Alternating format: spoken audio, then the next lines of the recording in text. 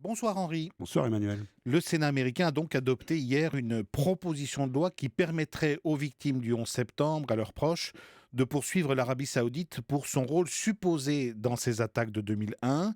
Le président Barack Obama n'est pas d'accord avec ce texte et il a déjà fait savoir qu'il était prêt à y mettre son veto pour éviter notamment une tempête diplomatique avec Riyad.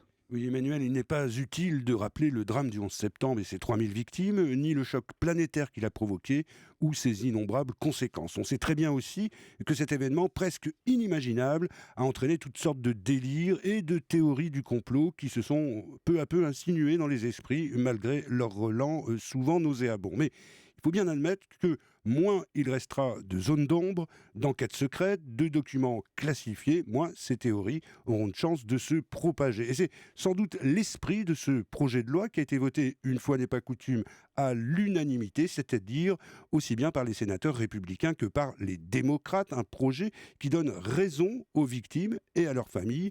15 des 19 terroristes étaient de nationalité saoudienne.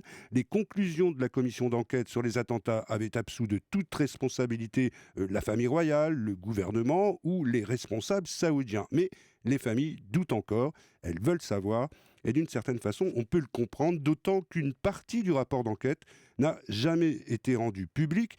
Ce sont ces fameuses 28 pages qui concernent précisément le rôle de plusieurs ressortissants saoudiens qui étaient à l'époque présents aux États-Unis.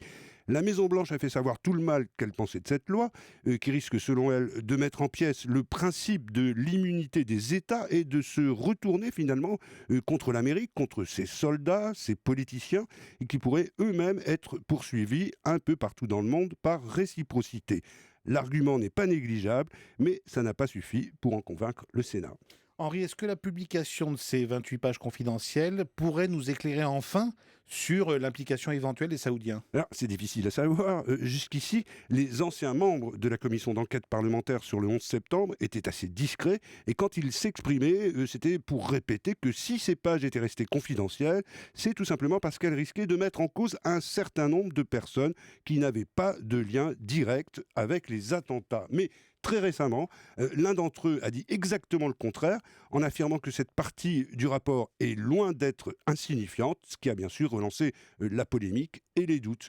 Barack Obama ne serait, semble-t-il, plus tout à fait hostile à une publication de ces pages, et peut-être ce vote du Sénat va-t-il l'inciter à le faire plus tôt que prévu. Est-ce qu'il y a une réaction déjà du côté de l'Arabie saoudite? Alors officiellement, on reste pour l'instant assez prudent, mais officieusement, on a déjà fait savoir que les États-Unis s'exposaient à de sérieuses représailles, notamment économiques, si le texte était finalement adopté, comme par exemple la vente de 750 milliards de dollars en bons du Trésor. L'affaire a vraisemblablement été évoquée lors de la dernière visite du président américain à Riyad le mois dernier, et au moment où ce qu'on a longtemps appelé le lien privilégié entre l'Amérique et le royaume saoudien n'a jamais paru aussi distendu, notamment à cause de l'accord avec l'Iran sur le nucléaire, il est évident que tout ça ne va rien arranger. Bon, mais cela dit, puisque Barack Obama menace d'opposer son veto, il y a peu de chances que cette loi soit promulguée. Eh bien, il faut maintenant que la Chambre des représentants la vote à son tour, ce qui n'est pas tout à fait certain. Ensuite, si le président met effectivement son veto, il faudrait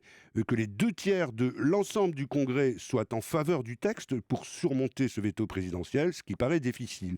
Mais à l'inverse du président Obama, les deux candidats démocrates à l'investiture, Bernie Sanders comme Hillary Clinton, se sont prononcés, eux, pour cette loi. Alors pour les victimes du 11 septembre, le combat n'est plus perdu d'avance. Merci Henri Guirchaud. Et on voit donc que ces attentats du 11 septembre produisent une onde de choc politique et diplomatique 15 ans après.